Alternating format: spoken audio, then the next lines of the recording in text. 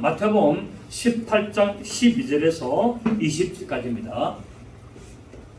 마태복음 18장 12절에서 20절까지 제가 읽겠습니다. 너희 생각에는 어떠하냐? 만일 어떤 사람이 양 100마리가 있는데 그 중에 하나가 길을 잃었으면 그 99마리를 산에 두고 가서 길 잃은 양을 찾지 않겠느냐? 진실로 내게 이르노니 만일 찾으면 길을 잃지 아니한 99마리보다 이것을 더 기뻐하리라. 이와 같이 이 작은 자 중에 하나라도 잃는 것은 하늘에 계신 너희 아버지의 뜻이 아니니라. 내 형제가 죄를 범하거든 가서 너와 그 사람과만 상대하여 경고하라. 만일 들으면 내가 내 형제를 얻은 것이요, 만일 듣지 않거든 한두 사람을 데리고 가서 두세 증인의 입으로 말마다 확정하게 하라. 만일 그들의 말도 듣지 않거든 교회의 말하고 교회의 말도 듣지 않거든 이방인과 세리와 같이 여기라. 진실로 내게 이르노니 무엇이든지 너희가 땅에서 매면 하늘에서도 매일 것이요 무엇이든지 땅에서 풀면 하늘에서도 풀리리라. 진실로 다시 너에게 이르노니 너희 중에 두 사람이 땅에서 합심하여 무엇이든지 구하면 하늘에 계신 내 아버지께서 그들을 위하여 이루게 하시리라. 두세 사람이 내 이름으로 모인 곳에는 나도 그들 중에 있느니라. 아멘. 아담과 하와가 하나님의 말씀에 불순종함으로 말미암아 창조주 하나님을 잃어버리게 되었습니다. 그래서 창세기의 내용은 뭐냐면은 잃어버린 하나님, 잃어버린 또 에덴 동산. 그래서 왜 하나님을 잃어버리게 되고 왜 에덴 동산을 잃어버리게 됐다고요? 하나님의 말씀에 불순종함으로 말미암아. 그 결과 그 하나님을 잃어버리고 에덴 동산을 잃어버리게 된 그 삶 속에서 평안한 삶을 살다가 쫓겨나게 되었고, 인생들은 이때부터 잃어버린 에덴 동산을 찾아보려고 모든 인간적인 수단과 방법을 다 동원하고 있습니다. 여러분, 인생이 태어나가지고 어디로 가야 됩니까? 에덴 동산을 가야 되거든요. 인생은 이 땅에 태어나가지고 살아가면서 무엇을 찾아가느냐? 잃어버린 에덴 동산을 찾아가는 과정이 인생의 과정입니다. 그래서 영원한 삶을 살기 위해서 과학과 의학과 문화와 문명을 발전시켜 봤으나 결국은 불가능하게 되었습니다. 영생은 하나님께서 우리에게 찾아오셔가지고 하나님의 은혜와 사랑을 나타내야 되었습니다. 그래서 영생은 누구에게 주느냐? 이 세상에 태어나가 일생을 사는 사람에게 주는 것이 영생입니다. 영생이 뭡니까? 영원히 사는 거잖아요. 일생은 뭡니까? 일생은 한 번만 딱 사는 거잖아요. 그래서 이미자가 노래를 불렀죠. 뭐를 불렀습니까? 여자의 일생. 사람은 일생을 사는 거예요. 그런데 이 일생을 살고 끝나는 것이 하나님의 뜻이 아니라 일생을 사는 삶 속에서 예수를 만나가지고 잃어버린 에덴 동산을 찾아가는 영생의 삶을 주는 것이 하나님의 뜻이었다는 사실입니다. 그러므로 기독교는 사람이 영생을 찾아가는 종교가 아니라 하나님께서 잃어버렸던 죄인을 찾아오셔서 우리에게 영생을 계시하고 영생을 주시는 종교요 하나님의 마음이 기독교라는 사실입니다. 그것이 예수 믿는 겁니다. 자, 예수 믿는 사람에게는 무엇을 준다고요? 영생을 주신다. 어디서? 잃어버린 에덴 동산을 찾아가서.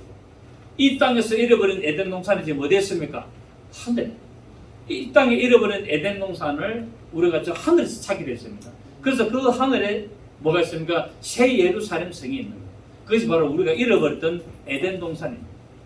자, 그래서 예수님께서는 한 마리의 양을 찾는 것이 바로 목자의 마음이라고 말씀을 하고 있죠. 그죠? 예수님께서 참 목자였습니다. 왜냐하면 하나님 아버지의 마음에 합한 자이고 또 베나산에서 소리가 나기를 이는 내 사랑하는 아들이요 내 기뻐하는 자라고 했기 때문에 예수님께서 하나님의 목자로서 이 세상에 잃어버린 영혼들을 찾으러 오신 거예요.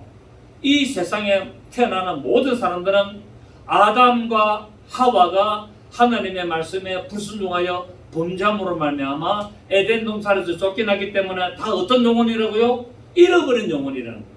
그 잃어버린 영혼을 찾으러 오시기 위하여 예수님께서 오시는데 무엇으로 오셨다고요? 목자로 오시는 거예요. 왜?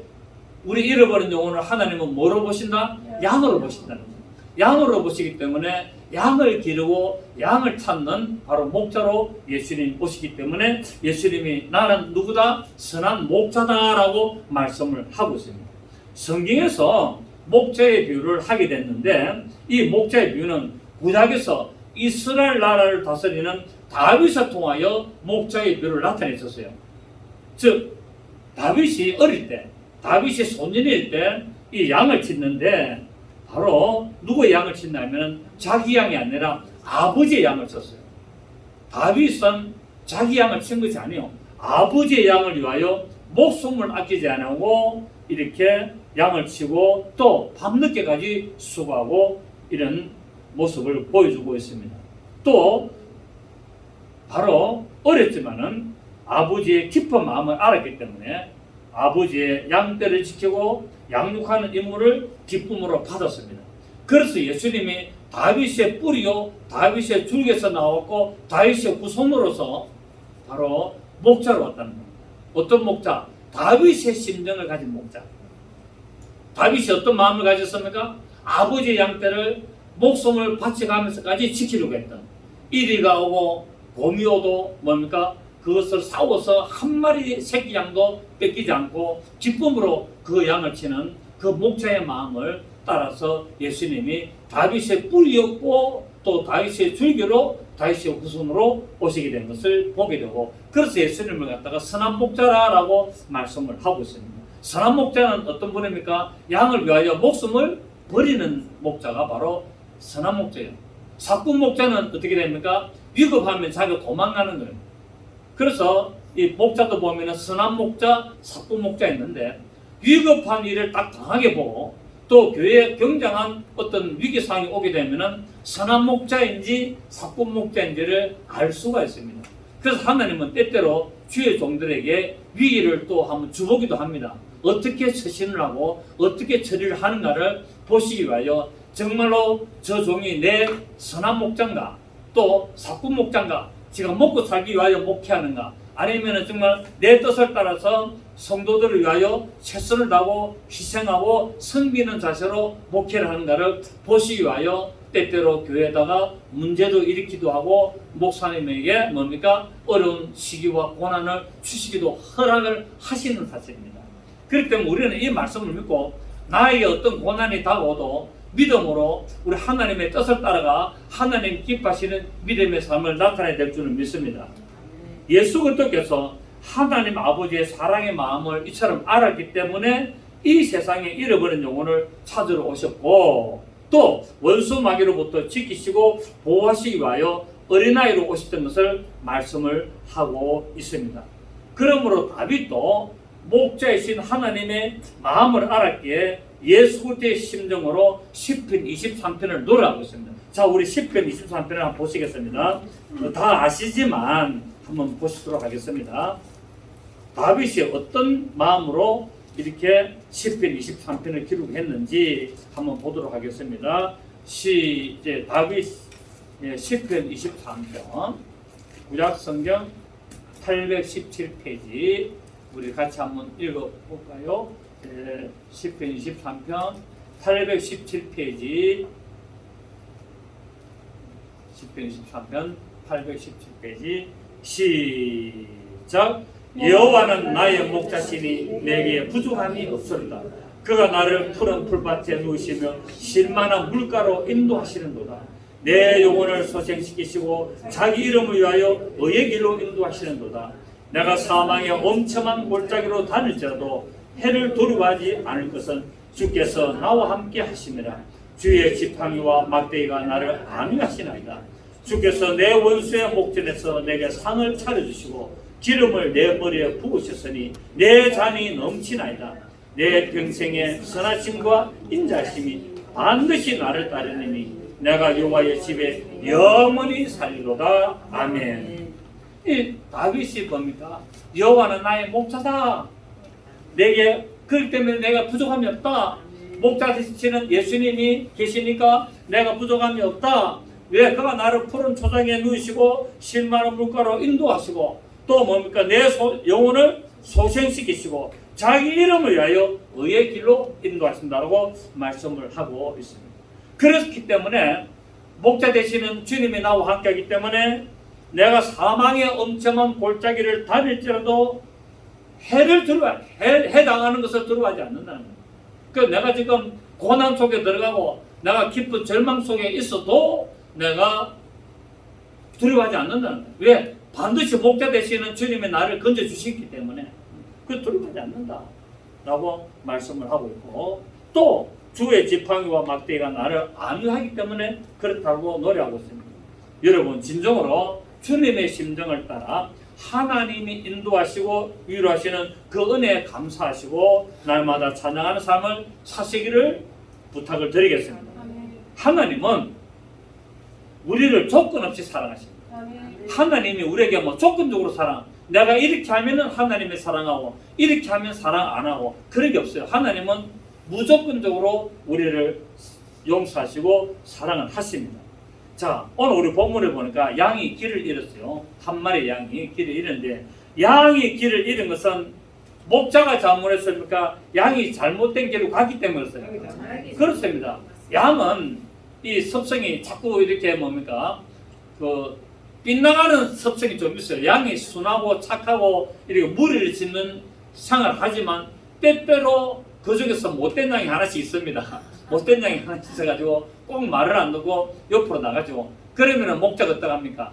들고 있던 이 지팡이 가지고 이렇게 양을 이렇게 목을 탁 걸어가지고 땡겨옵니다. 땡겨오고 또 가서 그래도 말 안 들으면 어떡합니까? 엉덩이를 탁탁탁탁 때리죠. 엉덩이를 탁탁탁 때려가지고 이렇게 끌고 오고, 또 목 지팡이가 요렇게 되어 있으니까 요 오그라진 여기에다가 목을 걸든지 또는 다리를 걸어가지고 이렇게 안대를 못 가도록 끌고 오는 것을 볼 수가 있습니다. 그래서 하나님은 잃어버린 양을 찾기 위하여 오셨다는 사실입니다. 그래서 공의를 기시고 인도하시는데, 이사야 53장 6절을 보면은 우리 이사야 53장 6절 한번 봅니다. 이사야 53장 6절.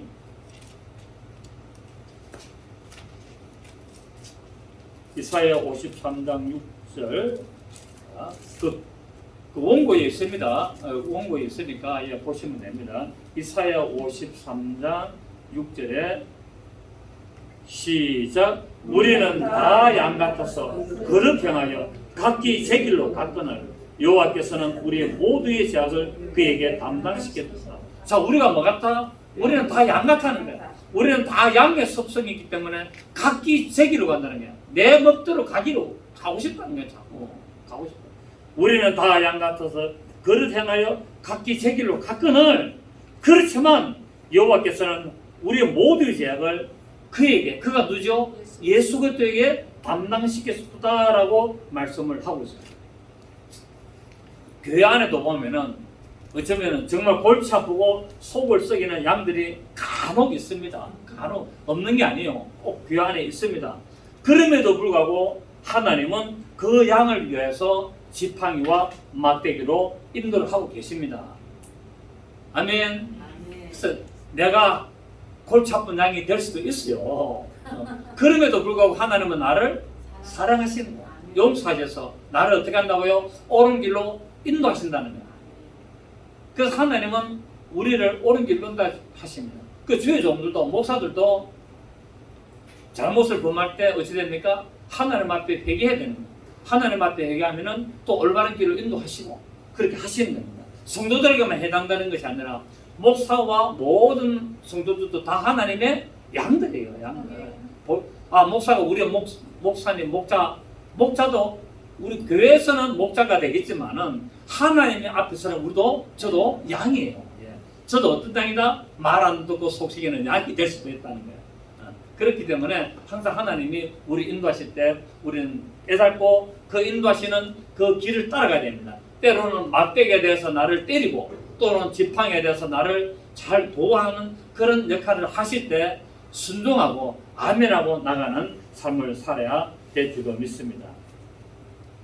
그렇습니다. 우리가 징계를 당하는 것은 하나님의 잘못이 아니라 우리의 잘못으로 상처를 입습니다.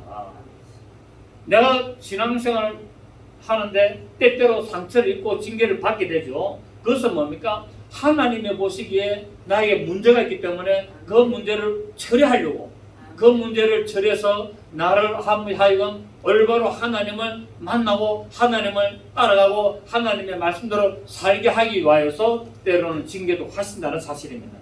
징계가 미워서 하는 게 아니에요. 징계는 뭐 때문에? 사랑하기 때문에.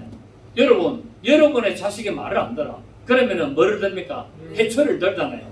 해초를 들어가지고 종아리를 때리지 않습니까? 요새는 또 그것도 안 되지만 요새는 해초를 들어가 종아리 때리면 바로 신고합니다. 자녀들이 바로 112 신고해가지고 그냥 바로 우리 부모가 나한테 폭력을 행사했다고도 바로 경찰서에서 출동합니다. 그렇지만 이제 성경적으로 보면은 자녀가 잘못하면 해초리를 들어야 되는 거예요. 이 시대가 지금 잘못되고 있는 거예요. 그래서 이제 해초리를 들어가지고 야단치는 것은 자식이 미워서 그렇습니까? 자식을 사랑하기 때문에 그렇습니까? 자식을 사랑하기 때문입니다. 자식이 미우면 여러분 남의 자식은 때립니까 안 때립니까? 남의 자식은 개파를 치든지 말든지 엉터리 길로 가든지 말든지 전혀 간섭 안 해요. 놔둡니다. 내 자식이니까 때리는 거예요. 내 자식이니까 해초를 들이고 때려서 뭡니까? 올바로 가게 하려고 깨닫게 하려고 그렇게 하는 것이 우리의 이 부모와 자식 간의 관계인 것처럼 하나님과 우리 사이도 똑같아요. 그러니까 우리가 살아가는 모든 것이 하늘에 있는 것들의 모양과 그림자라는 사실이에요. 그래서 하나님은 때때로 우리가 잘못된 길로 갈 때 어떻게 한다고요? 막대기와 지팡이로 우리를 때리기도 하시고 인도하시기도 하신다. 아멘. 그래서 맞을 때 여러분 섭섭하게 생각하지 마시고 맞을수록 왜 됩니까? 기도하셔야 될 줄 믿습니다. 하나님 제게 문제가 있는 걸 아시고 때리심을 감사합니다 하고 돌이켜야 되는데 그것을 모르면은 이제 문제가 생기게 되는 거죠. 하나님께서는 우리가 죄인이 되었을 때 예수 그리스도를 보내셔서 죽게 하심으로 말미암아 자기의 사랑을 확증하셨다라고 말씀을 하고 계십니다. 로마서 5장 8절에 보면은 이런 말씀이 있습니다. 우리가 아직 죄인 됐을 때 그리스도께서 우리를 위하여 죽으심으로 하나님께서 우리에 대한 그 자기의 사랑을 확증하셨느니라. 우리가 죄인 됐을 때, 우리가 뭐 됐을 때? 우리가 죄인 됐을 때 하나님이 예수 그리스도를 보내셔서 죽게 하심으로 말미암아 하나님의 사랑을 확증했다라고 말씀을 하고 있습니다. 그러므로 말미암아 하나님께서는 지금도 죄인들이 회개하고 돌아오기를 원하고 기다리고 계십니다. 오늘 우리 본문에 잃어버린 양이 결국 뭡니까? 둘째 아들, 집 나간 둘째 아들하고 똑같은 내용이에요. 잃어버린 양. 둘째 아들은 자기가 뭡니까? 부모의 재산을 유산 받아가지고 나가가지고 허랑방탕하게 다 탕진하고 돌아왔지만 그래서 잃어버린 양을 찾게 되죠. 그죠? 잃어버린 양을 찾게 되는데 아버지가 어떻게 됩니까? 허구한 날 둘째 아들이 돌아오기를 문을 열어놓고 기다리고 보고 있었다는 거예요. 그러면서 뭡니까? 아들이 완전히 거짓 차림으로 오는 것을 멀리서 보고 그것을 뛰어나가지고 반갑게 안아주고 제일 좋은 옷을 입히고 가락지를 끼고 좋은 신발을 시키는 것이 결국 뭡니까? 오늘 잃어버린 양을 찾는 거예요. 이게. 아멘. 이것이 하나님의 어떤 마음이다? 우리를 사랑하시는 마음이고 우리를 구원하시는 마음이고 우리를 하나님과 영원토록 함께 하시고자 하는 마음이라는 거예요. 그래서 오늘 잃어버린 영혼을 찾아라라고 말씀을 드리는 거예요. 그래서 양 100마리가 있는데 그 중에 한 마리를 잃어버렸으면 99마리를 놔두고 그 잃어버린 양을 찾으러 가지 않겠느냐라고 말하고 있습니다. 이 잃어버린 양이 누구라고요? 잃어버린 탕자, 돌아온 탕자라는 거예요. 그래서 결국 한 마리를 찾습니까? 안 찾습니까? 찾아오는. 그래서 누가복음에 나오는 그 바로 잃어버린 바로 돌아온 탕자 이야기가 바로 이 잃어버린 양이 되겠습니다. 자, 죄를 지은 자에게는 어떻게 해야 되는가를 15절부터 17절에 말씀을 하고 있습니다. 자, 15절부터 20절도 결국 뭐냐면은 위에 잃어버린 양하고 지금 연결됩니다. 이걸 또 떨어지게 생각하면 안 돼요. 그래서 제가 이걸 한 문맥으로 보는 겁니다. 예, 범죄해가지고 지금 문제가 생기면은 가서 뭡니까? 그 사람하고 이야기를 해가지고 돌아오게 만들어주라는 거예요. 이것이 바로 양을 잃어버렸으면은 그냥 방치하지 말고 어떻게 해라? 네가 가서 도와줘라. 네가 가서 건면해라. 그 사람이 죄를 지어가지고 잃어버리게 되면은 너가 가서 건면하고 네 건면을 안 들으면은 두시 사람이 같이 가서 건면하고 그래도 건면 안 하거든 말해서 교회에서 권면을 해라. 그래서 어떻게 됩니까? 3번을 걸쳐서 권면을 해서 그 잃어버린 양을 찾아라 이 말입니다. 아멘. 그걸 지금 말씀하고 있어요.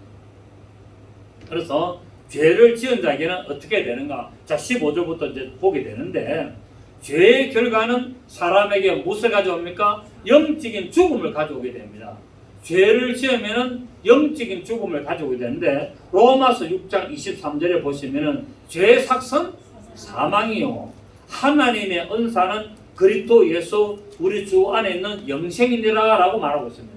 죄를 지으면 반드시 뭐가 온다? 사망이 오고, 그러나 하나님의 은사는 그리스도 예수 안에서 우리 주 안에 있는 영생이니라. 그래 죄를 지으면은 바로 사망이지만은 그 사망의 값을 없이 하시려고 예수님 오셔서 이 죄 아래서 죽을 수밖에 없는 잃어버린 영혼을 찾으러 오신 거예요. 그래서 죄를 범한 상태에서 회개함이 없이 예수의 이름으로 기도하는 것은 의미가 없다는 것을 지금 보여주고 있습니다. 오늘 또 이 문장을 보면은, 자, 시편 66편 18절에 보시면 이런 말씀이 있는데, 내가 내 마음에 죄악을 품으면 주께서 듣지 아니하시리라. 내 마음에 죄를 품고 있는데 기도하면은 하나님은 그 기도를 듣는다 안 듣는다? 안 듣는다는 거예요. 그러니까 하나님 앞에 기도할 때는 반드시 뭐가 됩니까? 회개가 전제 조건이 되는 거예요. 하나님, 제가 이런 죄를 지었습니다. 용서하시고 불쌍하게 주시옵소서. 이게 먼저 처리가 되고 나서 하나님 앞에 회개를 했으면은 하나님 앞에 이제 기도를 하는 겁니다. 그런데 옛날에 지은 죄를 이제 내가 회개를 했어요. 했는데 그것을 계속 회개할 필요는 없습니다. 회개는 한 번으로서 끝나는 겁니다. 회개는 한 번으로 끝나는 거예요. 한 번 끝나기 때문에 똑같은 회를, 예를 들어서 내가 2021년도 9월 22일 날 내가 어떤 죄를 지었어. 그래서 하나님 앞에 회개했어. 그런데 계속 1년간에 계속 그것을 똑같은 걸 회개한다. 그럴 필요 있습니까? 없습니까? 없습니다. 그 죄에 대한 회개는 그때 기도를 했으면 끝났습니다. 하나님이 다 처리했습니다. 용서했습니다. 아멘. 그래서 그 내용 가지고 또 회개 기도할 이유는 없다. 이제 그래서 살다 보면 또 다른 것들을 이제 또 실수도 하고 조그마한 죄도 짓기도 하지만 그런 것들은 그때만 해결하면 되는 겁니다. 자, 하나 물어보겠습니다. 여러분이 예수를 믿기 이전에 지은 죄들은 다 기억합니까? 못합니까? 예? 아는 부분도 있지만 모르는 부분도 있잖아. 여러분이 초등학교 1학년 때 책상에다가 줄 꺼가지고 넘으면 그 종이 탁 찍고 줄게 반 자르고 한 거 기억합니까? 안 합니까? 다 못하잖아요. 또 남자들은 초등학교 다닐 때 여학생들 고무줄 뛰게 할 때 고무 막 끊고 도망갔잖아. 항의실은 도망 안 갔어요. 예, 그런 거 다 기억해야 하나요? 어떤 거는 기억나겠지만 어떤 거는 또 기억 안 날 수 있단 말이에요. 그러니까 어릴 때 지은 죄들, 또 중학교 때 지은 죄들, 살아오면서 지은 모든 죄들을 전부 다 100% 기억하는 사람은 아무도 없습니다. 대충 아주 그 하나 정도는 기억할 거예요. 물론 이제 내가 뭐 10년 전에 지었던데 이런 건 다 기억을 하죠. 그래도 그것도 다 기억 못합니다. 다 못합니다. 그러면 어떻게 되느냐? 죄를 회개해야 되는데 어떻게 되는데 기억이 안 나는데 어떻게 되느냐? 그럼 하나님 앞에 기도해서 하나님, 제가 태어나서 이날까지 제가 지었던 죄 모두 생각나게 해주시고 다 생각나서 그 하나하나 다 회개하게 해주세요. 그렇게 해야 됩니까? 아니죠. 예수를 믿기 이전에 지었던 죄는 예수 믿으면 다 용서됩니다. 아멘. 알든 모르든 회개했든 안 했든 예수 그리스도를 믿음으로 말미암아 예수 믿기 이전에 지었던 모든 죄들은 자동적으로 용서가 됩니다. 아멘. 이전에 지었던 죄, 알지 못하고 지었던 모든 죄들은 다 용서가 됩니다. 그러고 나서 이제 예수를 딱 믿고 나서 지었던 죄들은 어떻게 됩니까? 용서가 안 됩니다. 어떻게 됩니까? 회개를 해야 됩니다. 이제 이야기 되겠습니까?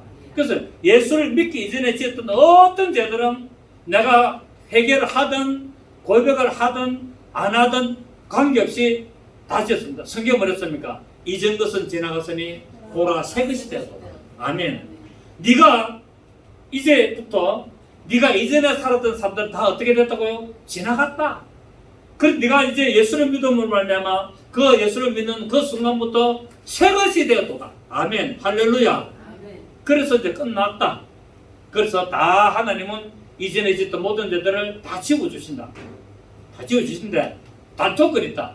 지금 네가 나를 믿고 지금부터 짓는 죄들은 반드시 그것을 기도를 해라. 기도를 해서 기도를 갖다가 확 세게 맨날 하지 말고 그 부분 되는 것만 기도를 해서 처리를 해라. 그러면 하나님이 다 그것을 없이 해주신다. 아멘. 얼마나 간단합니까? 여러분 회개가 어렵습니까? 쉽습니까? 쉽습니다. 어떤 분은 어떤 권사님은 교회 와가지고 10년 전에 지었던 죄를 매일 회개. 하나님 인연이 죄인이고 하고 또 다음날 새벽기도가 또 그 문제 가지고 또 하나님 이 문제를 할 필요 없습니다. 한 번 더 끝났습니다. 아멘. 똑같은 죄를 가지고 계속 울면서 1년 이상 기도하고 한 달 이상 기도하고 할 필요가 없다는 거예요. 이전 것은 지나갔으니 오라 새 것이 되었다. 할렐루야. 그래서 이제 오늘부터 예수 믿고 구원을 받았으면 이제 하나님 앞에 영광 돌리며 사는 삶을 살아가시면 되는 겁니다.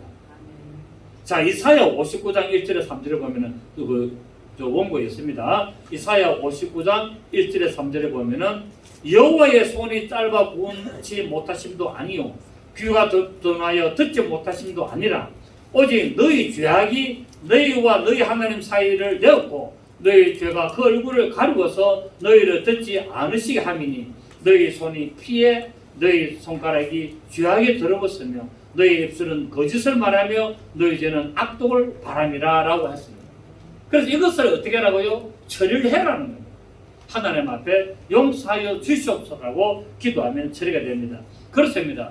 결국 하나님과 소통하지 못하는 이유는 하나님에게 있는 것이 아니라 나한테 있다는 겁니다. 내가 마음에 죄를 품고 기도하니까 하나님 응답 안 하시는 거예요. 죄를 품고 그 죄를 처리 안 하고 기도하면 하나님이 들으신다 안 들으신다? 안 들으신다고 이사야 59장 1절부터 이렇게 3절에서 말씀하고 있고 10편 66편 18절에 이렇게 말씀하고 있습니다. 내가 내 마음에 죄악을 품으면 주께서 듣지 아니하시니라. 하나님이 손이 짧아서 구원 못하는 것도 아니고 하나님이 귀가 둔해서 내 기도를 듣지 않는 것도 못하는 것도 아니고 네 죄악 때문에 그렇다고 말씀하고 있다는 사실입니다. 그렇습니다. 결국 하나님과 소통하기 위해서는 이 죄를 처리를 해야 됩니다. 우리에게 있는 것이 아닙니다. 이 죄는 결국 마귀가 짓게 하기 때문에 바로 하나님 앞에 죄를 처리하면서 마귀를 대적을 해야 되는 겁니다. 요한일서 3장 8절에 보시면은 죄를 짓는 자는 마귀에게 속했다. 자, 죄를 지으면 어디에 속하게 된다? 그 순간에는 마귀에게 속하게 되는 겁니다. 죄를 짓는 자는 마귀에 속하나니 마귀는 처음부터 범죄함이니라. 하나님의 아들이 나타나신 것은 마귀의 일을 멸하려고 합니다. 마귀를 멸한다 했습니까? 마귀의 일을 멸한다 했습니까? 마귀의 일. 그럼 마귀의 일이 뭐냐? 마귀의 일은 우리를 사망으로 끌고 가고 우리를 죄짓게 만들고 우리를 갖다가 뭡니까? 불안하게 만들고 우리에게 모든 뭡니까? 가난과 고통과 저주를 가져오게 만드는 것이 마귀의 일이라는 겁니다. 하나님의 아들이 나타나신 것은 이렇게 만드는 마귀의 일을 없이 하려고. 아멘. 믿으십니까? 마귀는 우리를 어떻게 한다? 사망, 저주, 가난, 실패, 고통, 이 모든 질병, 이 모든 것으로 우리를 사로잡아가는 것이 마귀의 일이라는 거예요. 그런데 하나님의 아들이 나타나신 것은 이 마귀가 저지르고 있는 이 일들을 없이 하게 하려고 오셨다라고 말씀하고 있습니다. 그래서 여러분은 누구 편에 서야 된다? 하나님 편에 서야 된다. 마귀 편에 서면 안 된다. 마귀. 여러분 옛날에 영화 스타워즈라는 영화도 있잖아요. 그 스타워즈도 결국 뭡니까? 하나님의 나라와 마귀의 세력이 싸우는 것을 그거를 영화화 만드는 게 우주전쟁을 만드는 것이 스타워즈예요. 스타워즈. 죄를 행주가 지었습니다. 그 지은 이제 잃어버린 양이 됩니다. 그러면 어떻게 된다고요? 가서 검거해야 되는 겁니다. 왜? 그 이유는 그 사람을 검거해서 회개하게 만들어서 하나님의 잃어버린 양이 바로 돌아오는 역할을 만들게 하는 것입니다. 그래서 그 사람에게 가서 그 사람에게 건면해가지고 그 사람이 잘못을 깨닫고 회개하고 돌아오게 만들면 그 사람은 무슨 역할을 했습니까? 목자 역할을 했는 거예요. 어떤 목자? 잃어버린 양을 찾는 목자 역할을 했는 겁니다. 아멘. 그 일을 우리는 해야 됩니다. 여기서 건면하는데, 건면한다는 말은 노출시키다, 빛으로 가져오다는 의미로 꾸짖다는 말이 아닙니다. 여러분 또 건면하라니까 막 가서 야단치고 막 당신 그래가 되나? 예수 믿 집사가 그따구 해가 되겠나? 그러니까 집사 아니고 너는 잡사다 막 이러면 안 된다니까. 안 되네요. 여기서 건면하다, 건과다는 말은 뭡니까? 부드러운 말로 그 사람이 잘못을 깨닫도록 해준다는 말입니다. 그리고 사랑으로 선도한다는 의미를 가지고 있습니다. 그 때문에 죄를 지어 잘못하는 사람 보고 네가 교회를 심는다는데 아직 그것도 모르나 인간아. 그럼 네가 무슨 집사냐? 너는 순 잡사밖에 안 된다. 그러면서 막 야단치고 그러면 안 된다는 거예요. 집사님, 그럼에도 불구하고 하나님 우리를 사랑하십니다. 우리 인간이기 때문에 어쩔 수 없이 약합니다. 죄를 질 수밖에 없어요. 여러분 집사님이 환경과 여건이 어렵다 보니까 어쩔 수 없이 그렇게 했는데 하나님 앞에 회개하고 돌아갑시다. 이렇게 해야 된단 말입니다. 아멘. 그걸 안 하고 막 설교할 때도 막 회개하라! 지옥 간다 하고 막 이러면 안 된다는 거예요. 여러분 그러면은 천국을 사는 누가 있어요? 그걸 말하는 그 사람도 천국 못 가요. 우리는 다 뭡니까? 우리는 다 죄인이에요. 저도 죄인이고 여러분도 죄인이고. 자, 인사합니다. 죄인 안녕하십니까? 다 죄인이에요. 별 수 없어요. 도토리 키재기예요. 뭐 잘났다고 떠들고 뭐 폼 잡을 거 하나도 없다는 거예요. 하나님이 볼 때는 전부 다 뭡니까? 죄인이요. 이 죄인을 어렵다 해주신 거예요. 이 죄인을 불쌍히 여기서 뭐 해주시다? 어렵다 해주신 거예요. 잃어버린 양을 다 찾으신 거예요. 저나 여러분은 다 이전에는 다 뭡니까? 다 잃어버린 양이었어요. 잃어버린 양인데 예수 그리스도 말미암아 우리가 하나님께 돌아왔습니다. 아멘. 그래서 너가 그 사람과만 상대하여서 다른 사람이 알도록 공개적으로 말하지 말고 혼자 가서 겸손하고 부드럽게 온유한 자세로 말하고 자기 중심적이거나 이렇게 험담하는 자세나 보복하는 모습을 보여서는 안 된다고 말씀을 하고 있습니다. 다시 말하면은 내게 죄를 범하거든 그 형제는 용서하되 죄는 용납해서는 안 된다. 그 죄는 처리를 하되 그 사람은 미워하지 마라 라고 말하고 있습니다. 왜냐하면 그 영혼을 구원시키기 위해서. 여러분 예수 이름은 구원의 이름입니다. 예수라는 이름이 뭡니까? 여호와는 구원이시다. 그래서 예수님하고 부르면 우리는 누구를 부른다고요? 여호와여라고 부르는 거랑 똑같다는 거예요. 예수 이름을 부르면 여호와 이름을 부르는 거랑 똑같다. 왜? 예수 이름이 여호와는 구원하러 오신 이름이기 때문에 예수님 하면은 누구를 부른다고요? 여호와여라고 부르는 거하고 똑같다는 거예요. 왜? 예수 이름 안에 포함이 되어 있기 때문에. 또 예수여 하라고 부르면 누구를 부른다고요? 성령님하고 부르는 거랑 똑같다는 거예요. 왜? 예수 이름 안에 성령님 이름이 들어가기 때문에. 또 성령님하고 부릅니다. 그러면 그 안에 뭐가 있습니까? 아버지의 이름, 여호와 이름과 예수 이름이 다 들어가 있다는 거예요. 그래서 우리가 보통 교회 보면은 장로님들이나 어떤 신앙생활 오래 하신 분들 대표 기도시키면 어떻게 합니까? 만군의 여호와여 막 이렇게 기도하잖아요. 그죠? 그거 틀린 게 아닙니다. 맞습니다. 맞는데 중학생들 보고는 뭐라고 기도시킵니까? 예수님하고 기도시키잖아요. 그래 안 그래요? 초등학생들 보고 기도를 하면 어떻게 합니까? 두 손 모고 눈 감고 예수님하고 이렇게 하잖아요. 예수님으로 기도해도 되고 여호와여라고 기도해도 되고 성령님이라고 기도해도 되는데 지금은 예수 시대이기 때문에 여호와께서 새 이름으로 예수를 보내시기 때문에 예수의 이름을 부르게 됩니다. 여러분 신약 성경에 주 여호와의 이름을 불러라는 말이 있습니까 없습니까? 한 구절도 없습니다. 주 예수를 찾아라, 주 예수를 불러라고 말하고 있습니다. 구약에서 예수 이름을 불러라는 구절이 있습니까 없습니까? 한 구절도 없습니다. 구약에서 전부 다 주 여호와를 불러라 그랬습니다.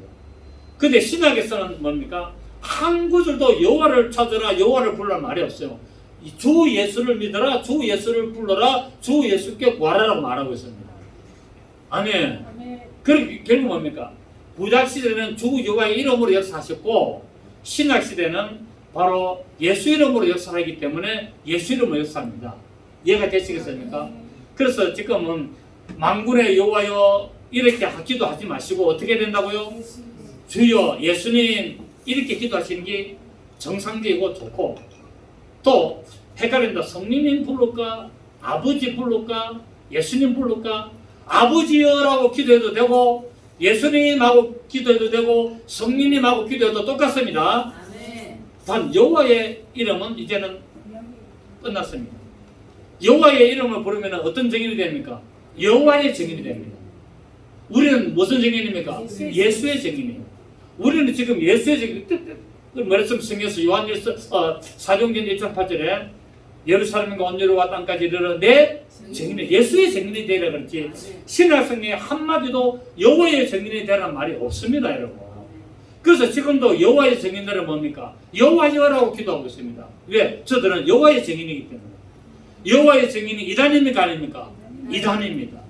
왜? 예수를 안 믿기 때문에. 그 여호와의 증인들은 이단이에요. 저들은 구원이 없어요. 저들은 율법 아래 있어요. 저들은 모세의 율법을 지키고 종살이 하는 겁니다. 정말. 우리는 하나님의 자녀요. 우리는 하나님의 백성이지만은 저들은 하나님의 종이요. 여호와의 이름을 부르면은 문제가 생기는 게 되는 겁니다. 여호와의 정인이 되는 겁니다. 우리는 뭐가 되어야 된다고요? 예수의 정인. 구약에서는 전부 다 여호와의 이름으로 역사했지만 신약에서는 다 나타나신 하나님, 여호와의 구원으로 오신 그 이름 예수라는 새 이름을 믿음으로 말미암아 구원의 역사에 동참하게 된다는 사실을 우리가 알 수가 있습니다. 자, 그리고 이 정인 두세 사람을 데리고 가야 되는데 한두 사람을 정인으로 세워야 하는 것은 약점을 잡아서 꼼짝하게 못하게 하는 것이 아니라 관심이 있고 그 사람을 위해서 여러 사람이 가서 같이 건면을 하려고 한다는 사실입니다. 그를 돕기 위해서 보여주는 것이고, 두 번씩이나 건면을 함으로 말미암아 죄를 더 이상 변명하지 못하게 하려는 이유가 있다는 사실입니다. 그래서 신명기 19장 15절을 보면은 사람이 아무 악이든지 무릇 범한 죄는 한 정인으로만 정할 것이 아니요 두 정인의 입으로나 세 정인의 입으로 그 사건을 확정해라 라고 말씀하고 있습니다. 여러분, 지금도 정인이 한 사람만 있으면 됩니까, 안 됩니까? 안 되잖아요. 재판 가면은 정인 한 두 사람 이상을 요구를 하잖아요. 재판 요구는 그렇습니다. 한 사람의 정인을 잘 안 받아들려고 그래요. 두 사람이 정인이나 세 사람이 정인이 있으면은 판사가 그를 참고를 합니다. 그래서 법에도 신명기에도 이렇게 해놨다는 겁니다. 한 사람 정인 가지고는 안 된다. 반드시 두세 사람이 정인이 있어야만이 법적으로 소송이 된다고 말씀을 하고 있습니다. 그런데 이렇게 했음에도 불구하고 끝까지 마음을 돌이키고 강파하게 나오면은 그때는 교회 말에서 공개적으로 처리를 해라라고 말씀을 하고 있습니다. 자, 하나님의 뜻은 영혼을 위해서 기도하는 겁니다.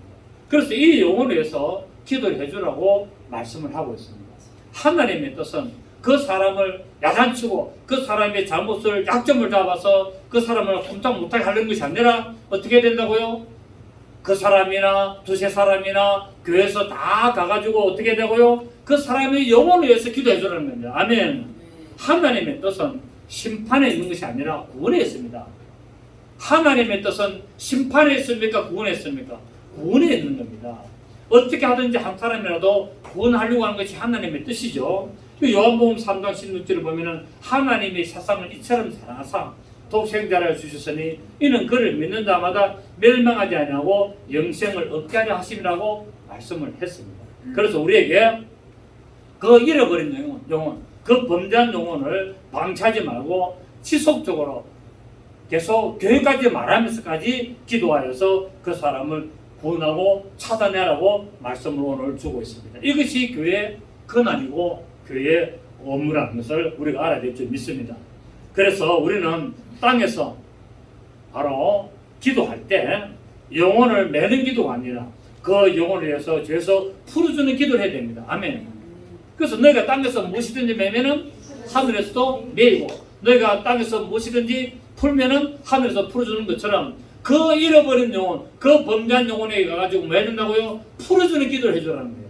그래서 그 잃어버린 한 양을 찾으라는 겁니다. 아홉 마리는 놔두고 그 잃어버린 한 영혼에게 가서 기도해주고 그 사람을 건면하고 그 사람을 불쌍해서 구원해서 하나님 앞에 영광을 돌려라. 그래서 두세 사람이 있는 곳에는 내가 그들 중에 있다라고 오늘 말씀하고 있잖아요. 그 사람한테 가가지고 기도해주고 건면하는 그 두세 사람이 있는 곳에 내가 그들 중에 함께 있다는 이 의미입니다, 여러분. 아시겠죠? 이 의미를 오늘 여러분 아셔야 됩니다. 두세 사람이 있는 중에 모인 곳에는 내가 그들 중에 있다는 이 말씀이 지금 어디에 왜 기록되어 있습니까? 범죄한 사람에게 두세 사람이 찾아가는 그 내용 안에 기록되어 있는 거예요. 그러면은 뭡니까? 그 범죄한 사람에게 건면하기 위해서 두세 사람이 찾아가지고 건면하는 그곳에 누가 있다고요? 예수님이 함께하고 있다는 거예요. 그렇지, 그 말이에요. 근데 이거는 이제 또 뭐라 합니까? 아, 우리가 오늘 두세 사람이 모였으니까 우리 예수님 같이 계신다. 우리 여기 있으니까 기도하는 곳에 예수님 함께 계신다. 그게 더 많이 사용하죠. 물론 그게 더 사용하지만은 본 뜻은 그 죄인을 그 죄에 지어서 지금 낙심해가 있고 어려운 상태에 있는 그 사람에게 두세 사람이 건면하러 가지고 거기서 하나님 말씀으로 건면하고 거기서 기도하고 있는 그곳에는 반드시 나도 그곳에 같이 있다는 의미가 됩니다. 아멘. 네, 오늘 이 말씀을 깨달으시고 그래서 여러분 공동체 안에 교회 안에도 여러 문제가 발생할 수 있지만 바로 우리는 성화를 아직 이런 것도 아니기 때문에 얼마든지 죄를 지을 수 있습니다. 그래서 그럴 때 타락하거나 완전히 교회를 등지는 것이 아니라 바로 사랑과 건면으로 문제를 해결해야 되는 것을 오늘 우리가 잘 보여주고 있습니다. 여러분 혹시 또 여러분 주위에 다른 교회 다니시는 분들 또 예수 믿는 사람이 혹시 죄를 지어가지고 힘들어하고 교회를 안 나가려고 하면 어떻게 된다고요? 가서 건면해 주시고 기도해 주시고 그렇게 하시면 그게 그때 누가 한다고요? 예수님이 함께 한다고 오늘 말씀하고 있습니다. 아멘. 그런 여러분 되시기를 예수 이름으로 축복합니다. 살아계신 주님 감사드립니다. 오늘 잃어버린 양의 모습을 통해서 정말 우리가 말씀을 깨달았습니다. 그 잃어버린 양을 찾기 위하여 두세 사람에게 가서 기도하고 건면할 때 예수님이 함께 하신다는 이 말씀을 깊이 새기고 우리는 잘못을 범한 사람에게 야단치고 정죄하는 것이 아니라 용서하고 사랑으로 품어 그 영혼을 구원하는 일에 우리가 쓰임받아야 될 줄을 믿습니다. 그리하는 우리의 믿음의 삶이 되게 하시기를 원하고 감사하며 살아계신 예수님의 이름으로 기도드리옵나이다. 아멘.